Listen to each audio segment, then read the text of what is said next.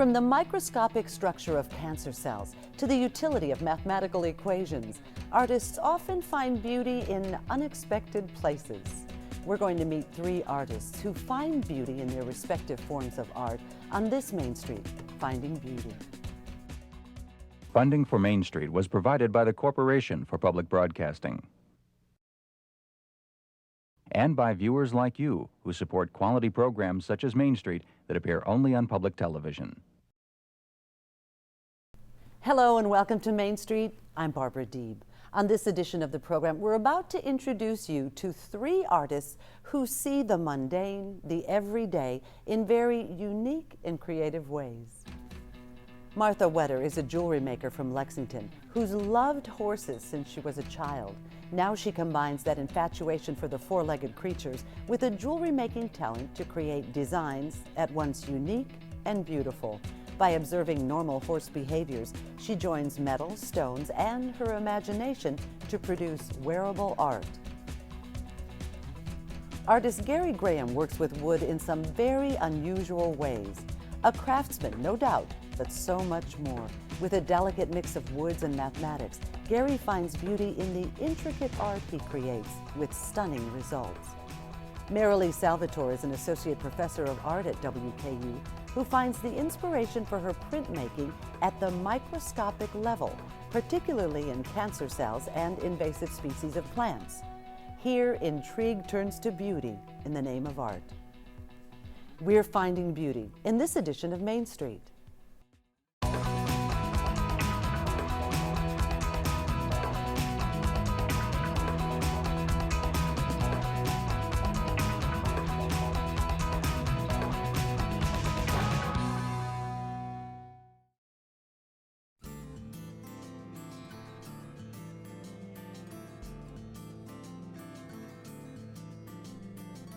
I make jewelry because I very much wanted to be able to wear jewelry that I liked, that really meant something to me.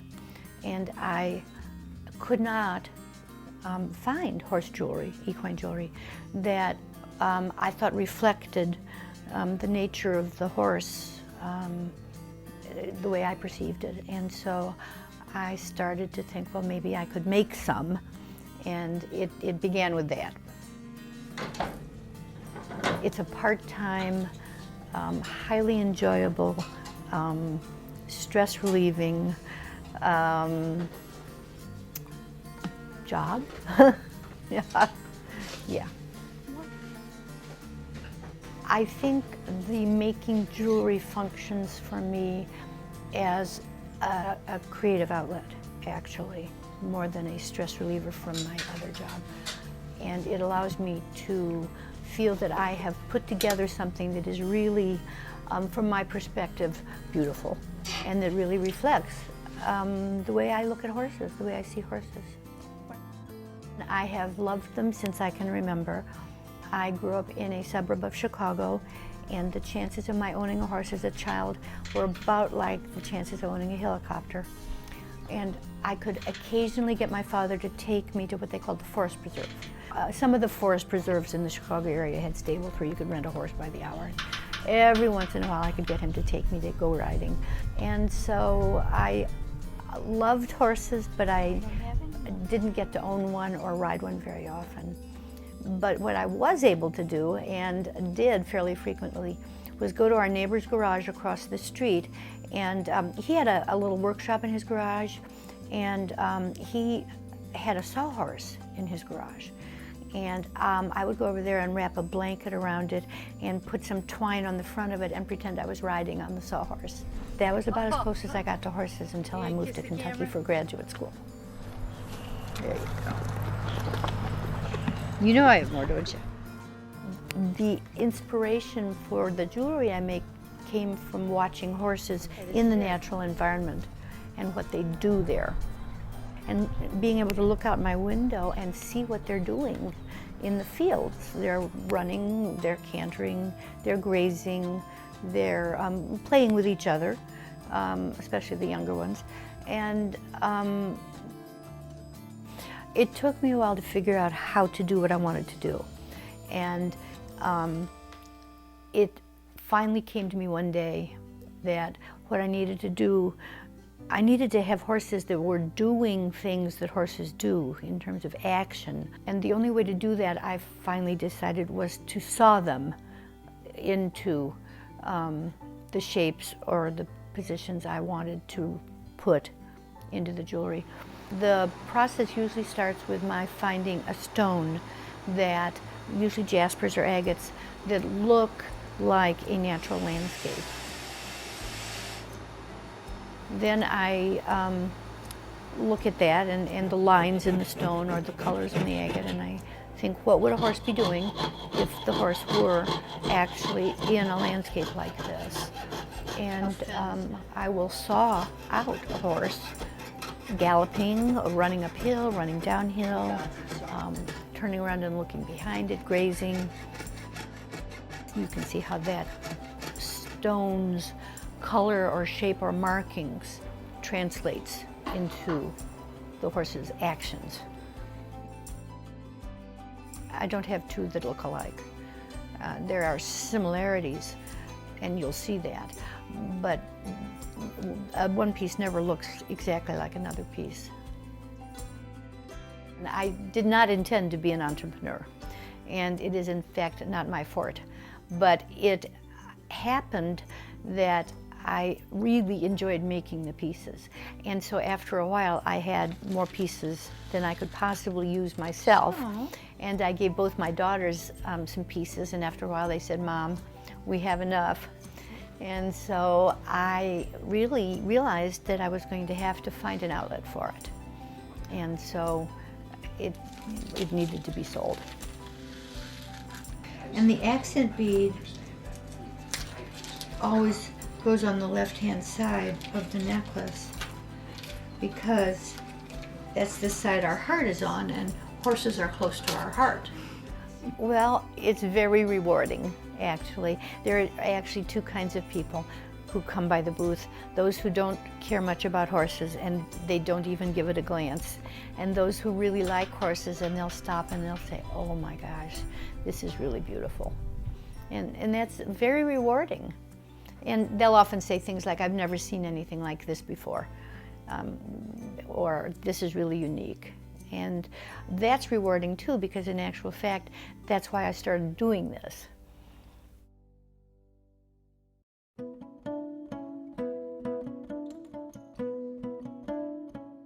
When I started, I don't know if you could call it art or not, but my adoptive father, I'm adopted for what it's worth, built model airplanes. And I used to take his scraps and make my own little model airplanes and stuff out of his scrap balsa. And I've been working with wood ever since. I mean, I've always had a wood project. So it's been a lifetime. It comes to me, how long did it take to make something? Well, there are a lot of artists, and the truth is a lifetime, because you don't just develop the skill sets necessary, but you have to start somewhere. So I started at about 5 years old, I think. Really and truly, the inspiration for the next piece comes from the last piece with me. As a retired engineer, I spent my life designing equipment, and that's where really most of this stuff comes from. And what I do, I say, well, if I do this, I can do this, I can do that, I can change this. And in this case, it's probably a new element of risk-taking, because I do a lot of open segment work. And the reason I've concentrated on the open segment work more than the solid segments is because there are a lot of people, not a lot, but there are a good number of people doing the solid segments, and the open segmentation is not. And I'm really and truly try to do what I do as original. Now, I've copied a few things here and there, and things like form, I mean, I don't care what kind of form you talk about, it probably exists already, but I wanted to do something that's a little on and beyond what somebody else was doing. I'm a chipper. I take little chips of wood and glue them together, but I have to know where I'm going to end up before I start. And so there's a lot of design work that goes in on the front end. And I have the very, I guess you say, good fortune of having worked with computers and design stuff. Now, I use a CAD system that's similar to Design CAD. It doesn't do anything for you, but it allows you to draw and then tweak what you've drawn to get what you want. And that cuts a lot of corners out than having to physically draw it. So I will go through, and the form is the very first thing that I'll establish. Do I like this form? Is it what I want? Is it the size that I want? Then I'll decide, I'll lay a grid on it that has a solid top to bottom, open segmented grid. Now comes a pattern. And in most cases, I'll try to work with the pattern. How many pieces in the ring? You have to determine that. Do I want any solid or feature rings in the piece? Where, if I do, where am I going to put them? How am I going to make those? How does the rest of the pattern work with that? So it's a design, a pattern, laying the pattern on the design, and that's the first part. Now, how do you make it? And that's a whole different animal. Well, there aren't many people that do the open segment, and there's a reason for that. There's a lot of math involved in it. The solid segments, you can make a ring, glue them together and turn it on a lathe and end up with a vessel. The open segmented work, you have to calculate the size of the pieces in every ring because they're different based on the diameter. People say you have a lot of patience. It's not patience, it's obsessive behavior, I guess you might say, is part of the reason I do what I do. Because I don't know, the things that I see when I'm doing a piece, I'm probably not going to live long enough to do what else I want to. They're just things that, well, if I do this and I do this, then I can do this and I can leave pieces. I mean, that's always a challenge to leave as many pieces out and keep it together when you're making it. So that's always going through my mind. Really and truly, wood to me, it has its own beauty. Everything I do, I don't paint pieces and I don't dye pieces. But the intrigue to me is the grain of the wood. Now, most of the stuff that I do with the open segments, I have to use a straight grain because you get chip outs and things if you don't. I have 60 or 70 different kinds of wood that I use. And a lot of them are exotic woods from Brazil or Africa or different parts of the world. And that's where the colors come from. And the other thing I've learned over time is don't put too many things. 4 is probably the most you want to put in a piece, or I do. You need to do it with fewer pieces. I'm an artisan. There's a small differentiation. An artisan, to me, is somebody that I've developed skill sets over the years. And there's a lot of different ones. There are different ones in each piece. Is applying those skill sets to a piece of art. An artist, I guess, would be something that just complete originality. Well, none of my forms are original. I don't think you can find an original form. Wood has taken over the years, I don't know, a stigma of it's furniture, if it's crafts, or, you know, this is what you do, and you've got a machine and a router that does this and does that and everything else. And I think there's a whole different area here that, you know, it's like somebody that carves. There's a certain talent that I don't carve, but there's a certain talent it takes to do that. What I do is build, and I love it. I'm still trying to answer your question why I do what I do, because I can't figure that out yet. But I hope that people will recognize it as its art form. It wasn't built for function. It wasn't designed for function. It was a form, a pattern, a fit, how to do it, a challenge, a puzzle, and that's why it's what it is. It's fun. This is fun stuff. I go out there and have fun. I have to keep my wife out of there once because, you know, sometimes she's got demands for other things. That's not fun. This is fun. Out, you know, this is a fun place. So it's fun. I mean, what else can you say about it? It's fun. That's why.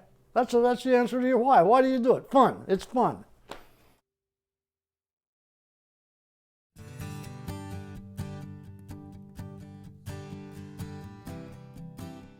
As far back as I remember, I have been artistic even as a child. I would spend a lot of time alone drawing, lots of small little doodles. I've always enjoyed drawing small circles over and over, and just sort of these images that would allow me to kind of go into this little world. And that's back to as far as I can absolutely remember. I was also interested in painting, and I still do painting, and I do sometimes sewing and different mixed media kinds of things. But printmaking, for one, that community aspect, working in the studio, you always work with other people. There's this nice interaction that occurs between the different people working together in the studio.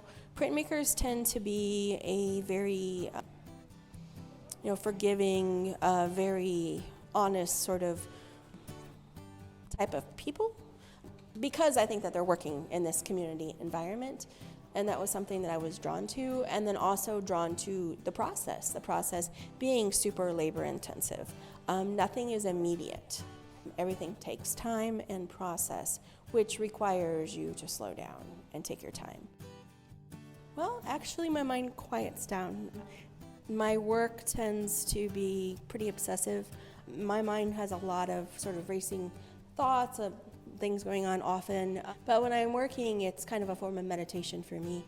So it allows me to be calm, to sort of stop all that noise that might be in my head and really focus in on whatever it is I'm doing. So there's a peacefulness that occurs. So creating these, I have these different plates.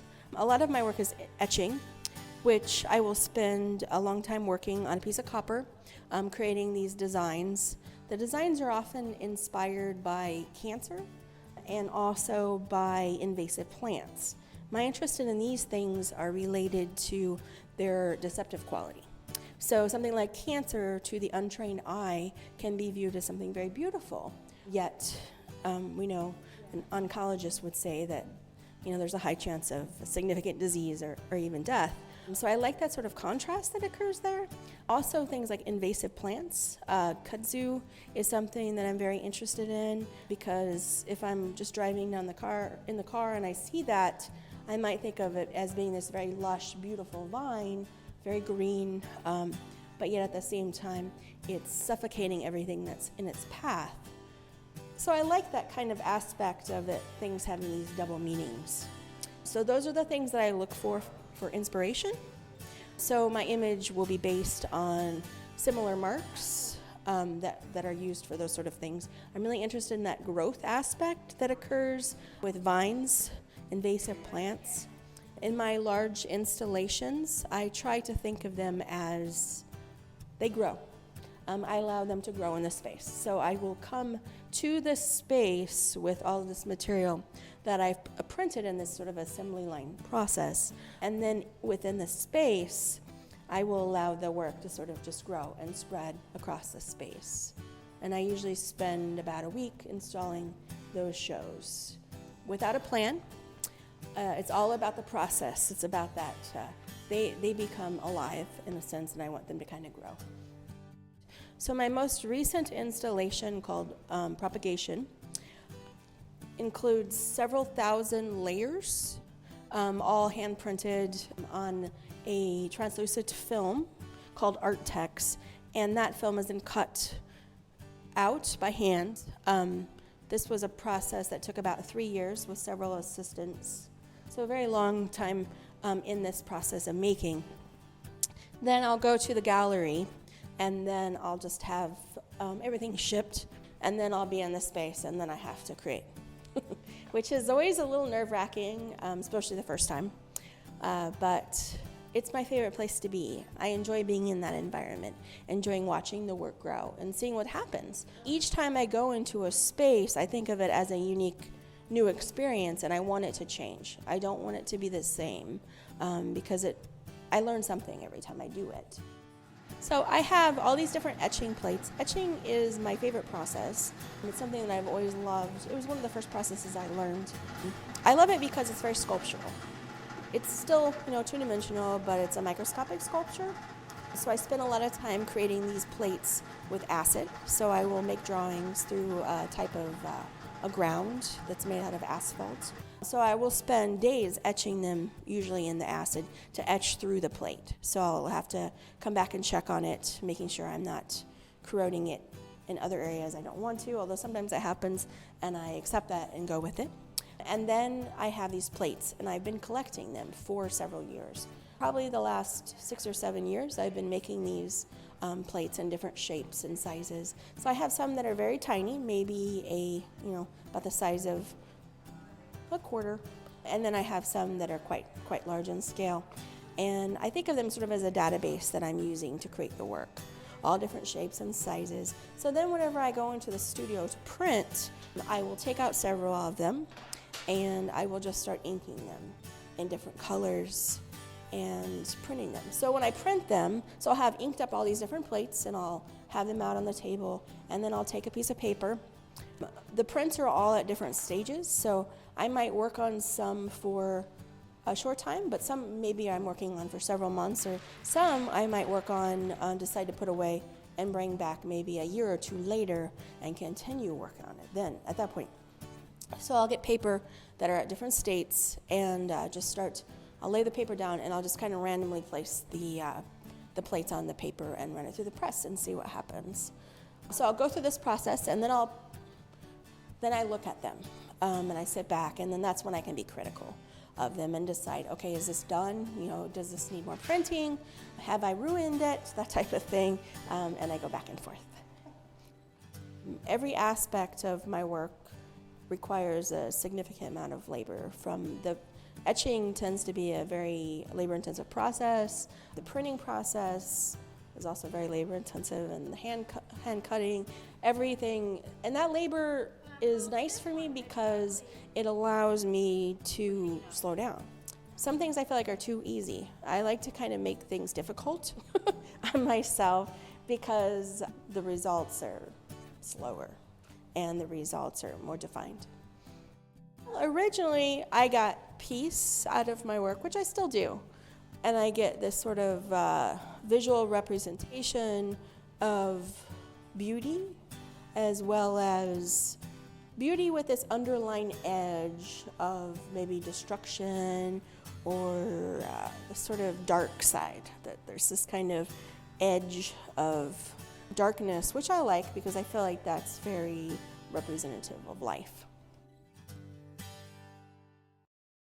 Well, we've come to the end of yet another program, but we hope you enjoyed finding beauty through these three very unique and talented artists.